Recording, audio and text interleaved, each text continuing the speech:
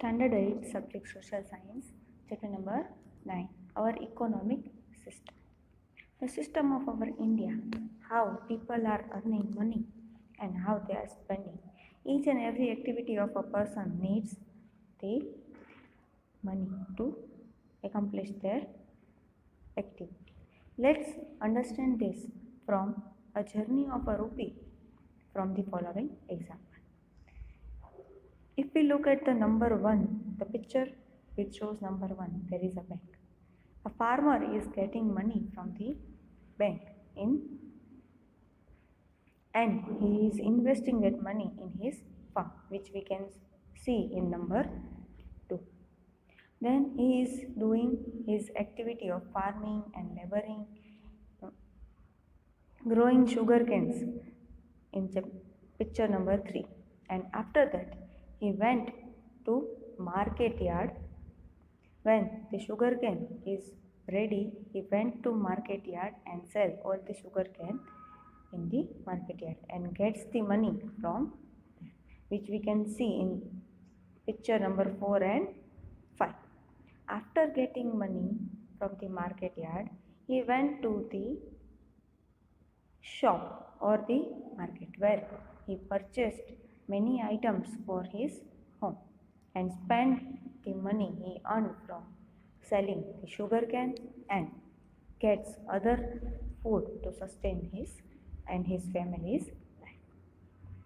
After spending money, whatever money he has saved, he went to the bank and in picture number 7 and returned to the bank. In this way, after observing these 7 pictures, we can say that we are getting money, investing it, or earning activities from it and then spending the money for the other products. In this way, a rupee is used by each and every person on this world to get and sell the product to sustain their life. But this is not the only one activity which is done by each and every person. There are various sectors or various activities which carries money. In this chapter, we are going to learn about the various sectors followed in our country to earn money and to spend it for our livelihood. Economic activity means any activity done to earn the money in exchange of activity is known as economic activity. There are mainly 3 sectors in economic activity. First is primary sector.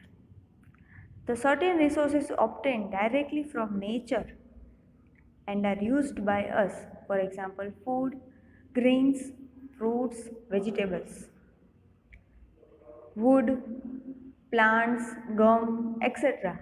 from the forest, and milk, meat, bones, leathers from animals. We get fish from water and minerals from beneath the earth surface. All these are the primary resources which we can get directly from the nature. In short, these are the forest, agriculture, mining, animal husbandry, fisheries provide raw material to us for food and industrial manufactured goods. Thus, they are included in primary sector because it is the primary resource which we get directly and we don't need to do any process on it. Second is secondary sector, which is above the primary sector. It is also known as manufacturing sector, in which we are getting primary products from the nature and we do process on it and make the new products or finished product which we can consume. Certainly primary products are such that it has been processed into a finished product. Such economic activity is called the activity of secondary sector. For example, cotton textile from cotton, that means the clothes we are wearing are made from cotton. We can get cotton from the primary sector, then the factories will do process on it and make the cloth from it. These factories are included in secondary sector. Second is extracting oil from the cotton seed. We can also get oil from the cotton seed which we can use in various forms. Third is making jaggery and sugar from sugarcane. We can get sugarcane from the farmers, or that is from the primary sector.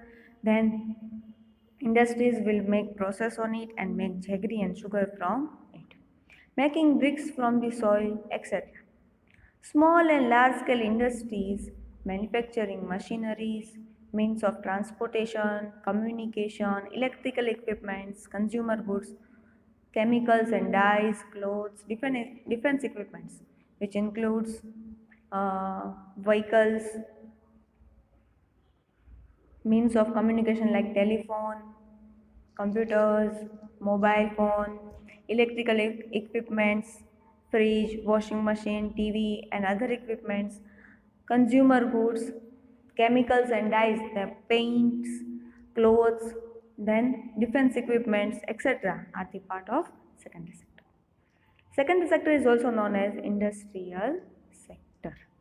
In primary sector, we can use the products directly. In secondary sector, we can use the processed or finished products. And the third is the service sector. As it is the third sector, it is also known as tertiary sector. The primary and secondary sector cannot function without this sector. The raw material or finished product have to be transported to various manufacturing units.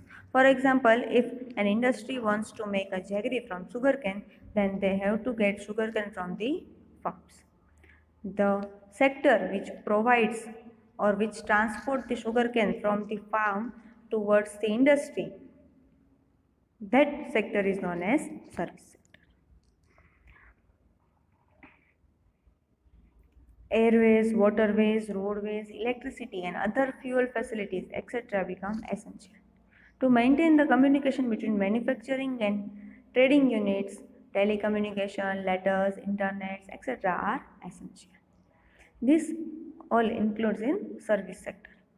To sustain the entire network of production and distribution, education, health, banking and insurance facilities are required.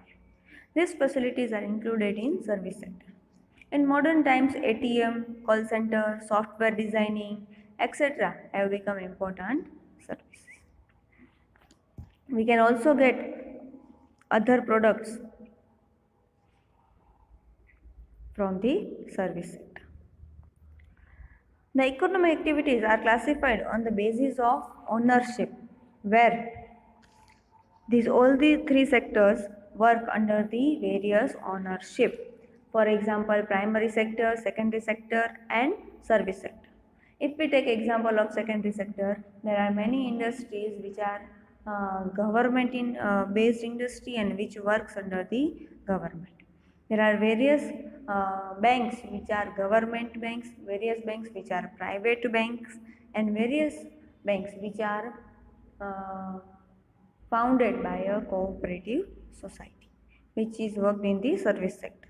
So we will learn about the various activities done under the basis of ownership.